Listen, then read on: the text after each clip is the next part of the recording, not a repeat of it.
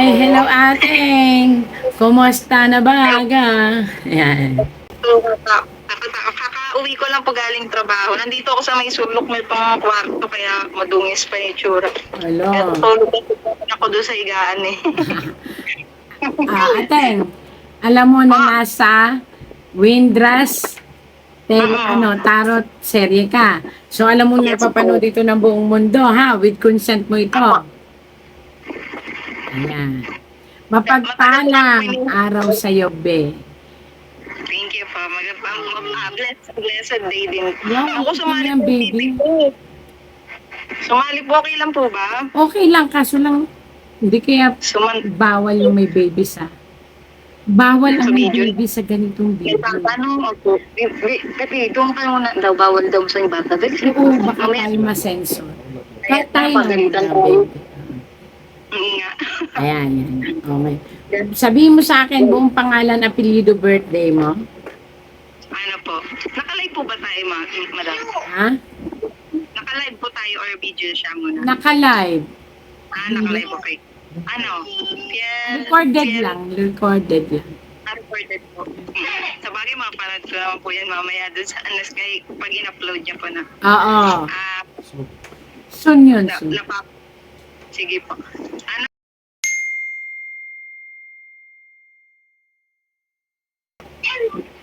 Malinaw po? Malinaw po ba yung boses ko? Medyo ngongo. Sige, kasi yung speaker ko ng cellphone sira.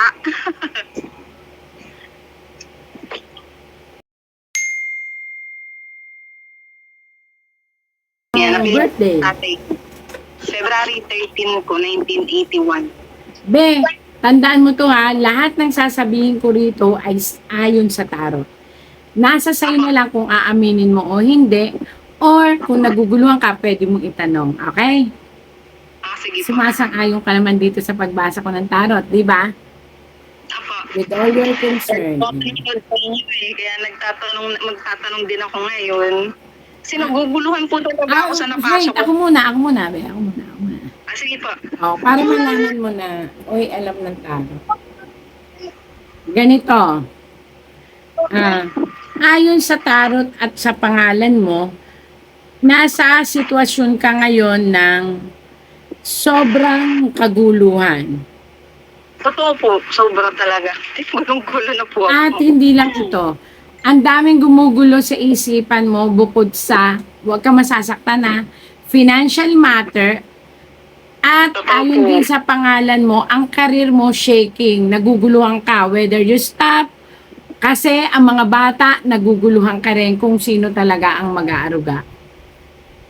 Totoo po, mga gulong-gulo po. Ayaw mo naman tumanggap ng tulong sa ama. Ayaw ko talaga po. Kasi ayaw mo na rin sa kanya. Totoo po. So, ito tayo. Mahirap at nakipag-connect pa doon. Ayun ay pangalan mo lang at saka birthday. Ngayon, kumuha ko ng 3 cards. Neng, makinig ka. Kumuha ko ng 3 cards. Iba kasi ang sitwasyon mo. May anak ka pero hindi kakasal. So, ibang pamamaraan ko sa'yo. May 3 cards ako dito. Alin ang pipiliin mo? Yung nasa gitna? Ito nasa gitna. Ito nasa kanan. Ito nasa kaliwa. Alin ang susundin mo at pipiliin mo? Isang cards lang to pero makakalkal lahat dito sa'yo. Alin? Yung ano na lang po. Yung gitna na lang po. So, gitna. Okay? Again and again. Welcome to Windrush Tarot serye. Kung ano man ang babasahin ng ating tarot, ito ay ikaw ang pumili. Ikaw ay ito. Ang iyong pagkatao, ang iyong lahat ay nasa isang tarot lang na cards na. Kung anong sasabihin ng tarot, kung ito'y maging guide sa'yo, ito'y ating sundin. Subalit kung may hindi ka maintindihan, pwede mong itanong ito sa akin. Ito ay isang tarot na bubuksan ng iyong kapalaran. Ayon dito, kung makikita mo, nakabaliktad ka. Ang feeling mo, mula ulo hanggang paa, ang problema ay daladala mo. Gusto mong tanungin ang langit kung bakit lahat ay sabay-sabay. Actually, masama ang loob mo May hinanakit ka sa mga tao sa paligid mo, hindi ka nila maintindihan. Ang akala nila, sinasarili mo lamang, at ito ay kagustuhan mo lamang dahil may iba kang ninanais na gawin. Masama ang loob mo dahil mismo mga kapamilya mo, hindi ka nila matulungan sa panahon ngayon. Pasensya na kung sino ang pamilya mo, pero talagang naka-point out ang problema mo sa kanila dahil nahihirapan kang ilapit ang mga anak mo sa kanila. Totoo po. Yun. Kaya ang hirap po nilang makasama. Bukod dito, iniingatan mong masaktan ang mga anak mo kasi hindi mo nakikita ang pagmamalasakit ng pamilyang hinihingaan mo ng tulong. Totoo po. Yun ang hinanakit mo. Eto naman, on the other side, ang hinanakit naman ng pamilyang hinihingaan mo ng tulong, una, pinasok mo daw yan. Yan ang lagi nilang sinasabi. Pinasok mo na yan, kaya ikaw ang dapat magdala dyan. Ayun nga po lagi sinasabi, ma'am. Pangalawa, wag kang magagalit. Pangalawang anak mo na ba to? Yung ito pong sino po yung tinutukoy niyo, ma'am? Yung Tatlo po bunso? sila. Hindi. Paano pa? Pangatlo, pero isa lang ba ang ama? Hindi po. Yun. Puro kasi nurse is. Yun ang sinasabi ko sa'yo. Hindi po. Yun ang sinasabi ko sa'yo. Pero yung dalawa magkapatid. Paano po? Yung dalawa magkapatid. Yung isa ang ibang ama.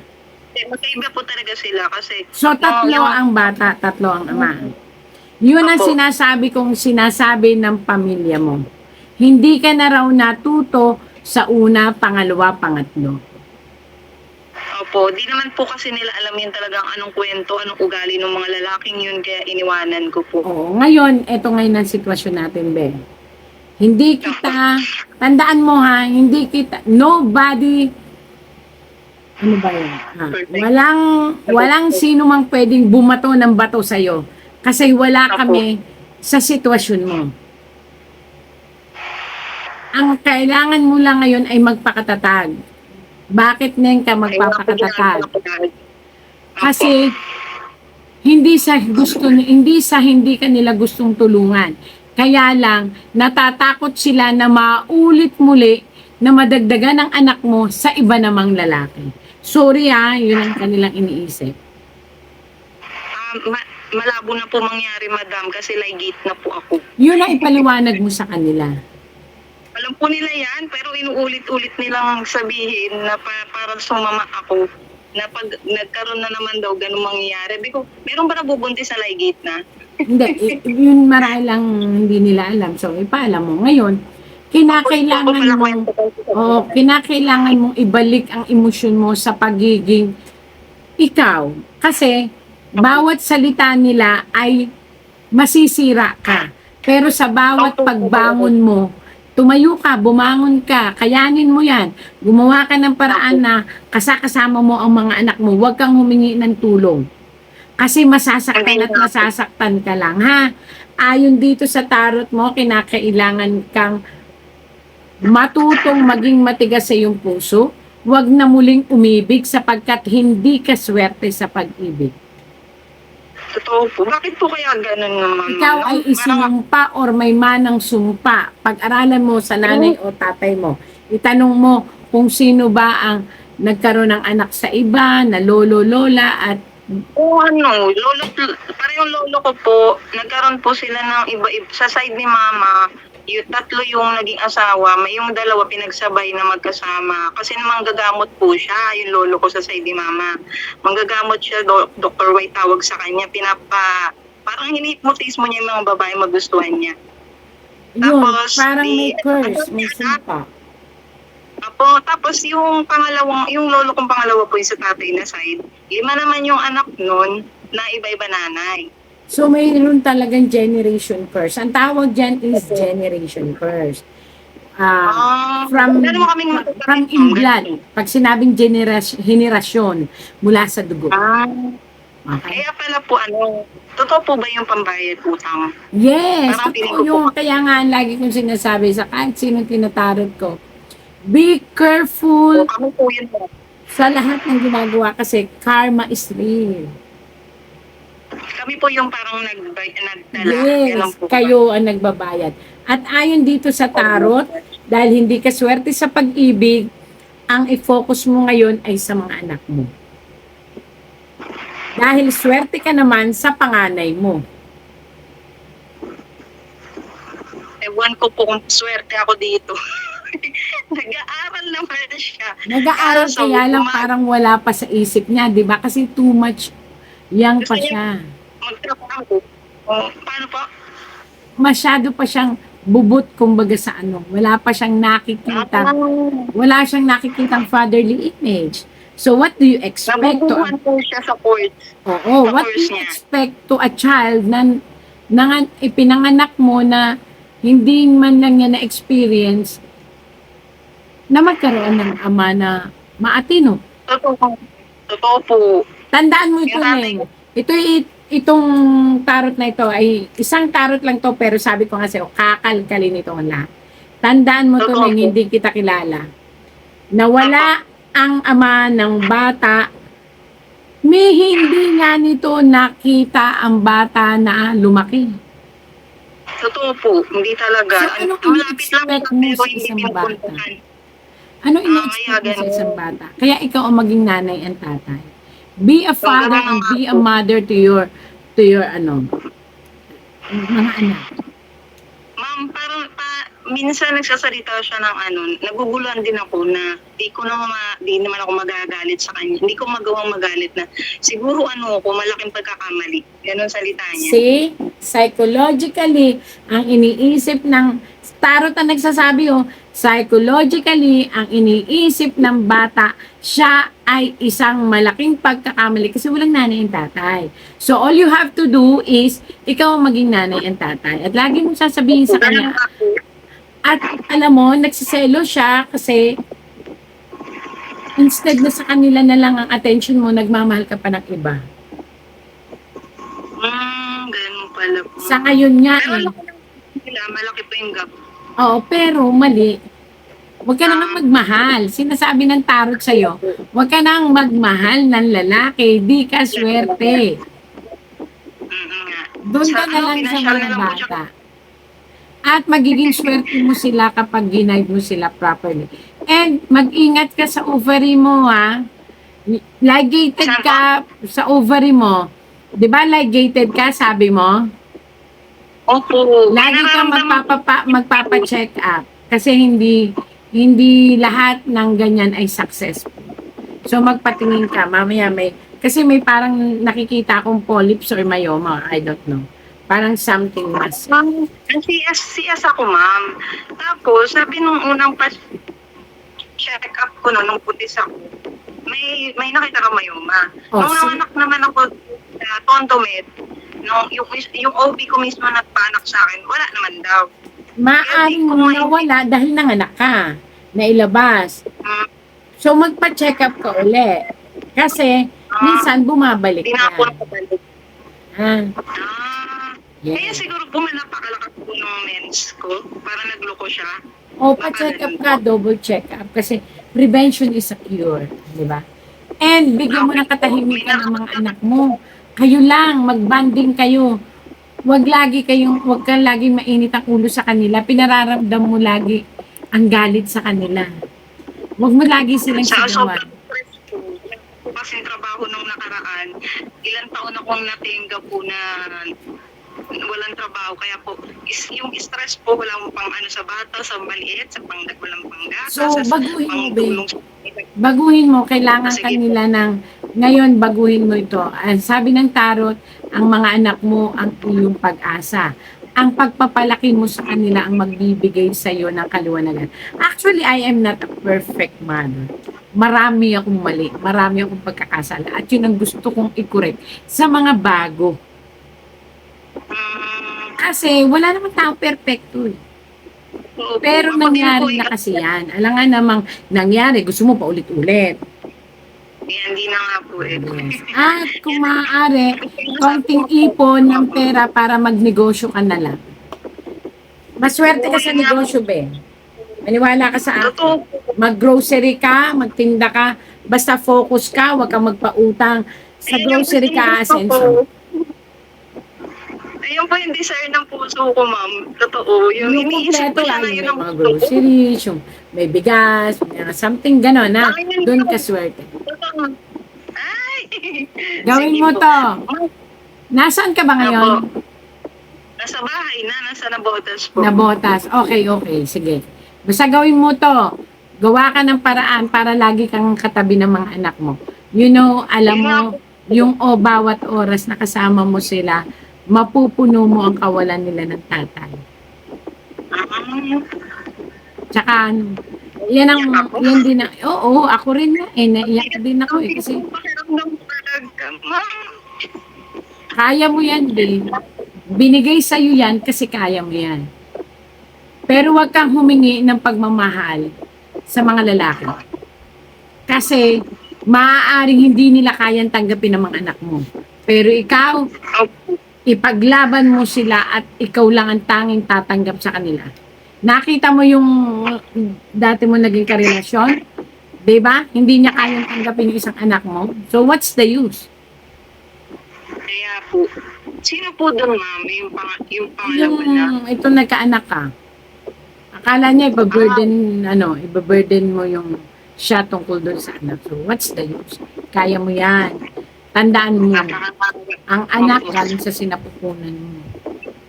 Kaya nga po, i-blessing po yan sa akin. Hindi ka hayop na nagluwal pagkatapos baliwala lang. Kaya nga po eh. Sila lang talaga, ma'am, yung tinuturing kong kayamanan.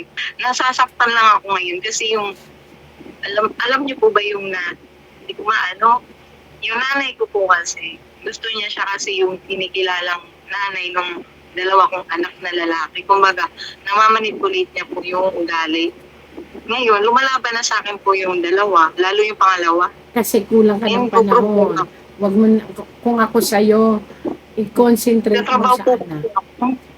Yun nga, kaya nga, hindi na naman kita masisi kasi nagtatrabaho kayo, ano naman kakainin nila. Pag naman iniasa mo pa pati pagkain, Diyos ko, lahat na lang yata ng pula, maririnig mo. So ngayon, mag-ipon ka, maglagay ka ng negosyo at katulungin mo yan, hindi makatulungin. Lagi mong isama ang iyong mga anak para dalawa kayo, tatlo kayo, apat kayo. Okay? Hayaan mo na yan. At least alam mo na magiging swerte mo, grocery at mga anak mo. So, lagi mong tatandaan. Lagi ka magdadasal. Walang perpektong tao sa mundo. Wala rin perpektong sitwasyon. Habulin mo lang. Lagi mong tatandaan, magdasal ka lang. God sent miracle every day. Lalo na siya isang katulad mo. Naiiyak ako, pero napakatatag mo nga eh. Ako hindi ako masak sa perfectong nanay. Binibigay ko lahat in a form of kaya ko. Pero yung oras at time, kasi iba yung sitwasyon ko, iba sitwasyon. Ang sitwasyon ko, delikado ang mga anak ko sa akin kasi nanggagamot ako. Yung sitwasyon mo bilang isang ina, wala kang may papakain pag di ka nagpapakain. Totoo po. So, tanggapin mo yun. At hindi yung kayang isipin ng iba. Huwag mo nang isipin ng iba. Ang isipin mo na lang ngayon, ibigay mo ang the best shot para maging nanay at tatay. Ha? Hayaan mo. Malay mo. Malay mo. May tumulong sa'yo. God sent miracle every day. Pero tandaan, ibukod ang puso. Hindi lahat na nagmamahal kayang tanggapin ng anak. At pag ganun na, yun ang sign. Hindi siya para sa'yo. Kahit ano po ba laki yan, kahit Pilipino po, wala talaga pong... Wala. Hindi ko naman po ginusto pong magkaroon pa. Parang ang akin lang po, takot lang akong, may konting takot, pero mas gusto ko po yung mag-isa kasi independent naman ako. Parang takot ko lang na pag tumanda po, walang makasama. Siguro kasi kapag yung kapag the right time, pinagdasal mo sa langit. Alam ko naniniwala ako kapag pinagdasal natin sa Panginoon. Opo. Nagpipray ko nga po, bigyan ako ng anak rin ng Diyos. Yung pareho kami ng isa lang yung puso namin. Hindi yung may Tandaan mo, ang senyalis dyan na totoo ang pagmamahal sa'yo. Kahit anong pangit ang anak mo, kahit anong sama ng anak mo, tanggap niya dahil galing siya sa sinapupunan. Di ba sabi nga ni Mary, nung kay Jesus Christ, nung hiniyakap ni Joseph, si Jesus Christ, hindi mo siya anak. Kasi, di ba, bigla na lang siya nabuntis. Pero sabi ni Joseph, tatanggapin ko siya kahit ang buhay ko pa ang kapalit. Hindi ba nag-work out? Minahal niya. Naging tatay siya ni Jesus Christ. And naging family sila, binded by the Holy Spirit. Pag ganon, lagi mong tatandaan, hindi nagsasara ang pinto ng langit sa mga taong humihiling. Pero, hindi nasakop ng Diyos ang pagpili kung ito'y matino o hindi. Kinakailangan ikaw na may utak ang magpili. Eh kung gano'n, bakit, di ba? Opo. Sige, huwag ka nang thank you. Tandaan mo nga, God sent miracle every day. Nobody is perfect. Opo. May tanong pa po ako. Sige. Kung sakali po ba, kasi may nag-offer po kanina, pero yung tao po kasi na yun, may siya ng pet ng gasolinahan. Tapos parang isip siya, pero nanghingi lang ako ng tulong sa kanya. Ang salita lang niya kanina, ako naman po pamasahe at dahil kaka-start ko lang po ng trabaho. Pamasahe, bawal na ko pagpasok. Quezon City po kasi layo. Anong kapalit? Bali- Lagi mong tatandaan, anong kapalit? Minsan nagsalita siya ng meet tayo, tasogo. Parang Wag sabi, "Di, wag ganon. na lang po." Hindi ka babaeng bayaran. Tandaan mo, Sabi ko, hindi na lang. bring respect to yourself so other can respect you. If you cannot respect yourself and sold it to unsold, ay wala. Masasanay sila. Magiging babaeng bayaran ka. Kaya blinak ko na lang Mamaya, po kasi gano'n na mabidyo ka yung pa. salita. Ano po? Mamaya, masama isip, mabidyo ka pa. So, stop, magtiis. Kung kaya mo maglakad, tandaan mo, magtiis ka. Kung anong meron, pagtyagaan. Opo, totoo. Pero, ma'am, may tanong ako, tama po ba yung napasukan kong trabaho na to? Ano ba yung para trabaho mo? mapasuko? Clinic assistant po. Bali sa derma clinic po siya na Okay yun, maganda yan. Maganda yan. Tapos, opo, yung pong pangsimula lang talaga po yung wala talaga ako. Pero sa tingin niyo po ba, blessing po ba sa akin yung trabaho niyo? Yes, Bihir. Sa dami ngayon ng walang trabaho. Tiyaga lang. Tiyaga. Kasi 2 taon po ako nawala ng na hindi makahanap. Kaya Tapos nga, ito, ngayon magkaroon ka na, mahalin mo na. At ingatan. Ingatan, kasama ng pag-ingat na rin sa sarili mo. Lagi magdasal. Malalampasan mo yan. Ito, yung isa pa po, ma'am, na nakikita niyo rin po ba? Kasi nung nasa clinic po ako noon, parang feeling ko po, naging way rin ng Diyos yun na malaman ko po. Kasi nag-try ako. Ngayon, nakita ko po na 180, yung dugo ko 180 over 80 yata yun, or Ako, high blood. 44. Na high blood po ako. Di ko alam. Siguro, kasi nung nanganak ako dito sa huli, preeclampsia po ako. Baka nagtuloy-tuloy po siya. Hindi. Hindi ko lang Ang napacheck. kailangan mo lang dyan ay proper medication. Nagka-enclampsia ka before. So, proper Opo. medication and relax and kasi yung sobrang stress, nakakadagdag din yan eh. At saka yung pagkain, yung huwag kang kain ng mga bawal. And then, feel mo na i-relax ang sarili mo. Bababa yan bigla. Uminom ka ng honey na may bawang. Honey na may bawang po. Kada ano yun, umaga at gabi. Sige po, bibili ako ng honey. Bye-bye. Na